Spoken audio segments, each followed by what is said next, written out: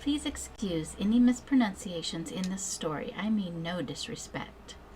This story is about Amber Swartz Garcia, who vanished from Pinole, California on June 3rd, 1988. She was almost 8 years old at the time and should be almost 43 now. Amber's parents, Floyd Bernie Swartz and Kim Swartz, were married until he was killed in the line of duty in May 1980. Amber was last seen jumping rope at approximately 4:15 p.m. in the front yard of her family's residence. She was not usually allowed to play in the yard alone, but her mother made an exception that day because their neighbors would be arriving home soon. Kim checked outside approximately 15 minutes after Amber left the house and noticed she had disappeared. Amber has never been heard from again. She may have been holding an adult-sized leather jump rope with wooden handles at the time of her disappearance. It disappeared along with her and was never found. Authorities did discover a pair of pink socks near Amber's residence on June 4th, the day after her disappearance. The socks were found on a baseball diamond by the creek that flows behind Amber's house.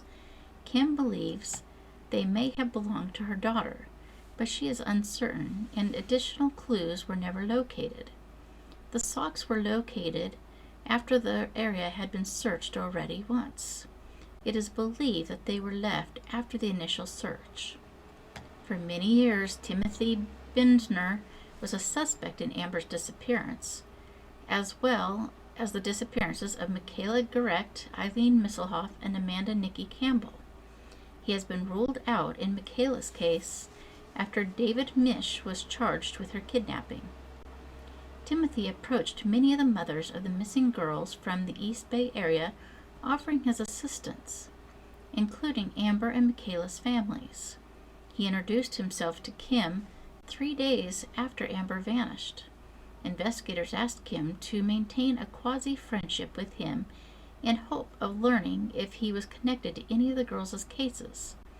She and authorities agreed that Timothy appeared to be playing mind games with victims' loved ones and law enforcement.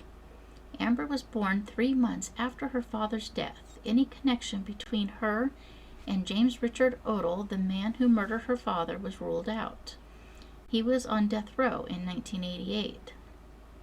In a surprise development in the summer of 2009, investigators announced they'd identified a man responsible for Amber's abduction and murder and were closing her case. Curtis Dean Anderson, a known pedophile and violent criminal, was already in prison for the 1999 kidnapping and murder of a 7-year-old Vallejo, California girl, and the kidnapping of an 8-year-old girl when he confessed to Amber's murder in 2007. Curtis said he just happened to be driving in the neighborhood, saw Amber, and kidnapped her for company. He stated he sedated Amber with root beer schnapps and took her to a motel in the Tucson, Arizona area, where he suffocated her about a day and a half after her abduction. He then claimed he left her body in an isolated area beside Highway 10 in Benson, Arizona. It has never been found. Curtis made the confession a month before he died in prison in December 2007. He also confessed to other assaults, kidnappings, and abductions in the San Francisco Bay Area, but he only signed a statement in Amber's case. Authorities spent 18 months investigating his confession and couldn't find any evidence to say whether he did or didn't do it. Many, including Kim, remain skeptical of Curtis's claims. However, Curtis enjoyed the notoriety he got for his crimes, and enjoyed teasing and manipulating the police and the families of his victims. And some believe his statement about Amber was just another example of this. In 2013, after an online petition campaign, the Pinole Police Department reopened the investigation into Amber's disappearance. The department cited, in part, new forensic techniques that will allow them to better process old evidence. At the time of her disappearance, she was wearing a short-sleeved white shirt with teal bands around the bottom of the shirt, the neck, and the bottoms of both sleeves, and images of multicolored sunglasses printed on it. Purple corduroy pants, pink socks, brand new white LA Gear sneakers with pink or white laces, and emerald earrings with gold posts. Amber has a hearing impairment and uses a hearing aid and reads lips. She has a slight speech impediment due to her impaired hearing.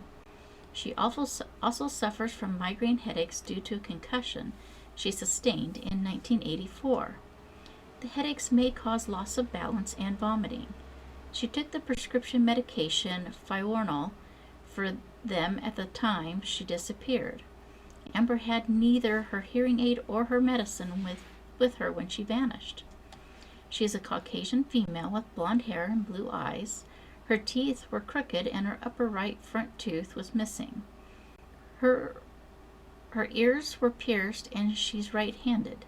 Amber has a scar on the inside of her right eyebrow and moles on her throat and below the right side of her lower lip. She sucked her thumb when she was tired or nervous at the time of her disappearance. Some agencies refer to her as Amber Swartz or Amber Garcia Swartz. Her nicknames were Am and AJ.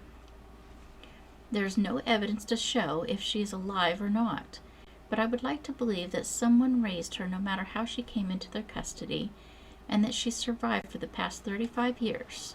I do hope someday she will be found safe. If anybody has any possible leads in this case, please check out the contact information in the description. Thank you.